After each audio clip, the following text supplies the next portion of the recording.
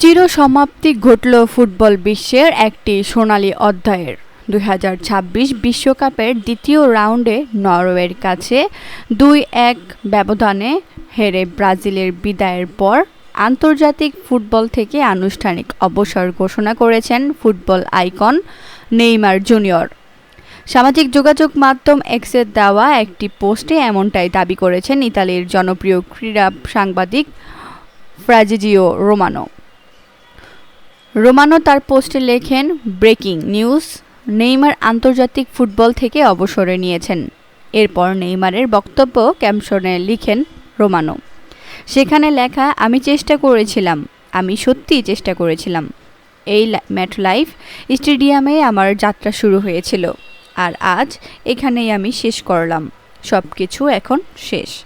২০১০ সালে আন্তর্জাতিক ফুটবলে অভিষেক হওয়া নেইমার ব্রাজিলের হয়ে মোট ৪টি বিশ্বকাপে অংশ নিয়েছেন। বিশ্বমঞ্চের সোনালি ট্রফি অধরা থাকলেও দেশের হয়ে তার রয়েছে দারুণ সব কীর্তি। ব্রাজিলের জার্সিতে দুটি অলিম্পিক টুর্নামেন্টে অংশ নিয়ে ২০১২ সালে রৌপ্য পদক এবং পরবর্তীতে ২০১৬ সালে দলকে ঐতিহাসিক অলিম্পিক স্বর্ণপদক জেতাতে নেতৃত্ব দেন তিনি। চলমান ২০২৬ বিশ্বকাপে ইনজুরি ও ফিটনেস সমস্যার কারণে শুরুর একাদশে নিয়মিত ছিলেন না নেইমার।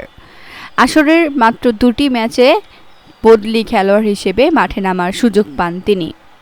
গ্রুপ পর্বে স্কটল্যান্ডের বিপক্ষে দ্বিতীয় হাফে মাঠে নামার পর বিদায়ী ম্যাচে নরওয়ের বিপক্ষে যোগ করা সময়ে পেনাল্টি থেকে টুর্নামেন্ট নিজের একমাত্র গোলটি করেন তিনি। কিন্তু তার এই গোল ব্রাজিলের হার এড়াতে পারেনি। নেইমারের বিদায়ের দিনে ইতিহাস গড়ে কোয়ার্টার ফাইনালে পা রাখে নরওয়ে।